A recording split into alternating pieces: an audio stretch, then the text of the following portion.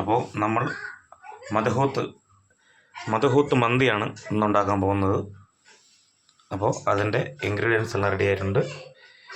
Chicken ബാക്കിയെല്ലാം cut ചെയ്ത് നമുക്ക് കാണാം വീഡിയോ.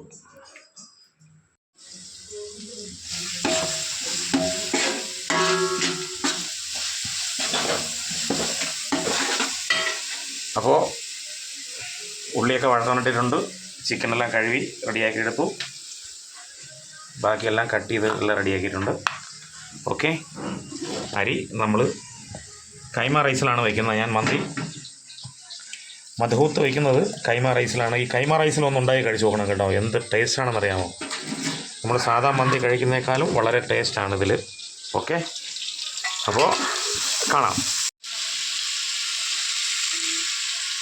അപ്പോൾ ചിക്കൻ ഇട്ടിട്ടുണ്ട്. അപ്പോൾ വിറവില്ലാത്തത് കൊണ്ട് നമ്മൾ ഗ്യാസിലാണ് വേവിക്കുന്നത് ഗൈസ്.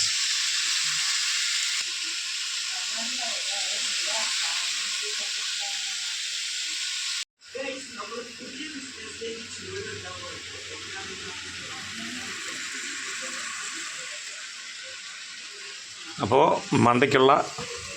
മധുഹൂത്തിനുള്ള ഇറച്ചി ഏകദേശം റെഡിയായിക്കൊണ്ടിരിക്കുകയാണ്. അപ്പോൾ വാഴയില ഞാൻ ഇതിൻ്റെ പുറത്ത് വാട്ടാനായിട്ട് വെച്ചിട്ടുണ്ടായിരുന്നു. അത് വാഴയിലൊക്കെ നല്ല വാടി നല്ല തിള വന്നിട്ടുണ്ട് കേട്ടോ ഗൈസ്. അപ്പോൾ നമുക്ക് തുറന്ന് നോക്കാം. വെള്ളമൊക്കെ നല്ല തിളച്ച് നല്ല സെറ്റായിട്ടുണ്ട്. ഇനി നമുക്ക് അരിയിടാം.